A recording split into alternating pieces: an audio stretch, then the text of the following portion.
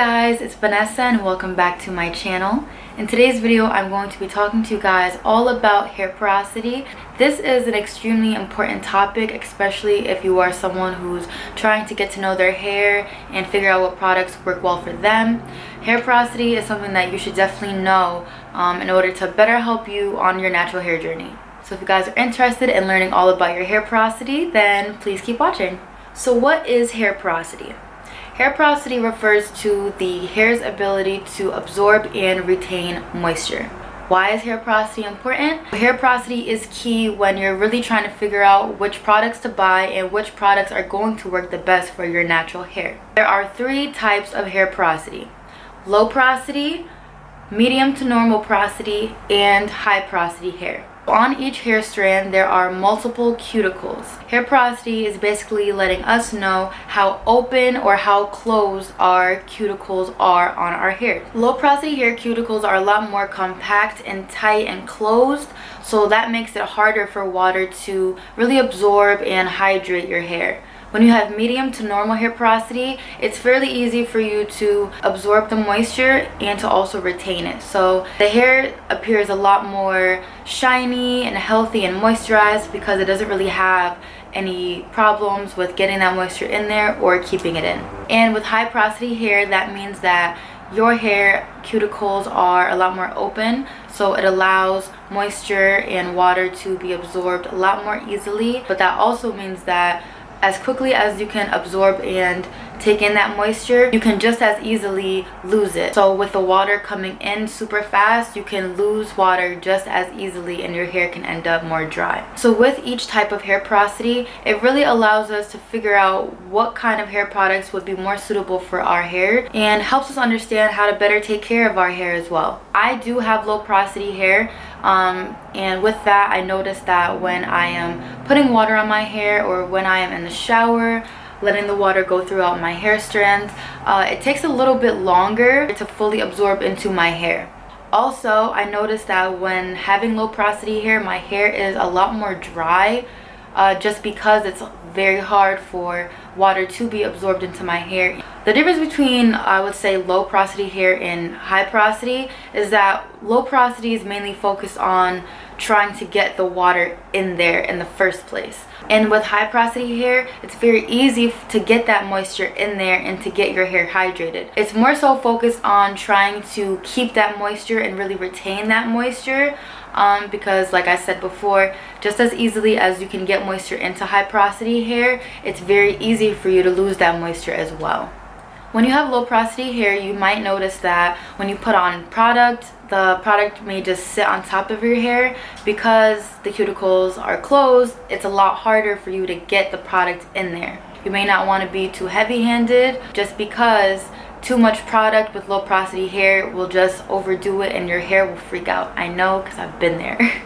With high porosity hair, you may notice that your hair can easily get wet with no problems. However, your hair tends to get tangled up a lot more easily and also be a lot more susceptible to breaking off. Because your cuticle is a lot more open and there's gaps in the cuticle layer, you are more prone to breakage that way. Please keep in mind, with low, normal, and high porosity hair, you can be any one of the three, but over time, depending on how you take care of your hair and what you do to it, your hair porosity can definitely change. So with all of that being said, you're probably now wondering, well, how do I figure out what kind of hair porosity I have? There are a few different kinds of ways and tests on how you can figure out what kind of hair porosity you have. I feel like the most popular way, and honestly one of the easiest ways to figure out what kind of hair porosity you have, is by doing the float test. So to do this, you basically take a strand of hair and you take a cup of water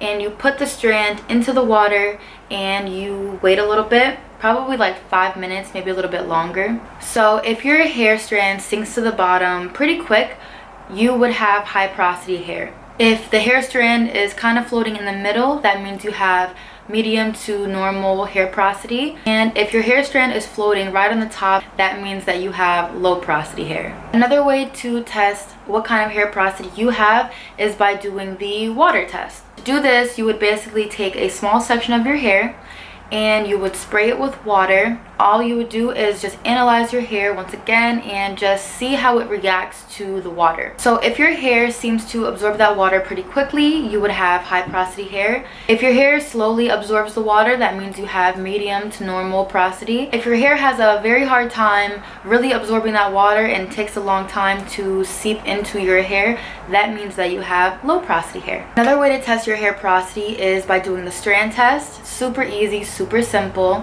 All you do is take a strand of your hair, taking your 2 fingers, running your fingers through your hair strand, and feeling for any bumps along the way. Now, if you are feeling throughout the hair strand and you feel some bumps, it's a little bit less smooth, then you would have high porosity hair. Versus if you run your hair through your hair strand and you feel it feels a lot more smooth, then it would be either low porosity or medium to normal porosity hair. Now, please keep in mind that with all of these tests, there are different factors that may weigh into how your hair porosity can be altered. So product buildup, using products with silicones, certain oils, and things of that nature may alter or give you a different result as far as your hair porosity. So if you take a hair strand that may have a lot of product buildup on it, may have a certain product on it that has a lot of silicones and oils and things like that, that may give you a different result versus if you use like a brand new piece of clean hair. So these different things like oils, butters, silicones, products with these kinds of ingredients may give you a different result and may have you thinking that your hair is really low porosity because for like the float water test, for instance, your hair is floating on top. It may make you think that your hair is low porosity when in reality all of these products are just making your hair float. You guys got me? Also, if your hair is very chemically processed, so if your hair, is colored, if it has a lot of heat damage, things like that, that can also alter certain parts of your hair and it may cause your hair to be high porosity. So just keep in mind when you are choosing which test to do, just to avoid getting the wrong results.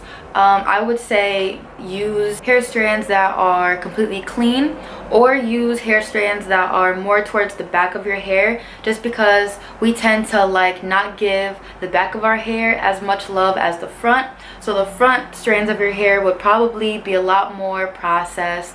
So when you are doing any of the tests that you choose, I would suggest using clean hair and or hair that is more towards the back of your hair because it is less damaged, less manipulated, all that good stuff. Now we want to know, how do we take care of our hair knowing what kind of hair porosity that we have?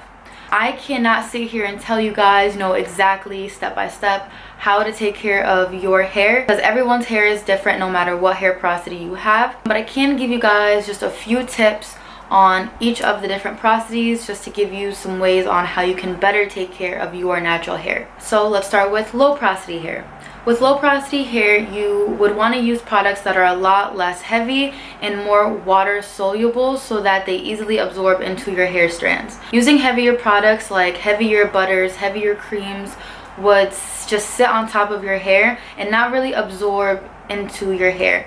Also, with low porosity hair, when you use products that are a lot more heavy and that are a lot harder to absorb into your hair, you notice that they sit on top of your hair, and if you wet your hair while also using these products, your hair may take a lot longer to dry because you have these heavy products sitting on top of your hair, not really absorbing into it. You would want to really go for products or deep conditioners that really focus on moisturizing the hair, since low porosity hair can tend to be a lot more dry. With normal porosity hair, since your cuticles are closed and opened a lot more easily, so it's kind of between needing moisture and not needing moisture. It just depends on your hair, but for the most part with normal porosity hair, you really don't have that much trouble getting products in and sealing in any moisture, which is great.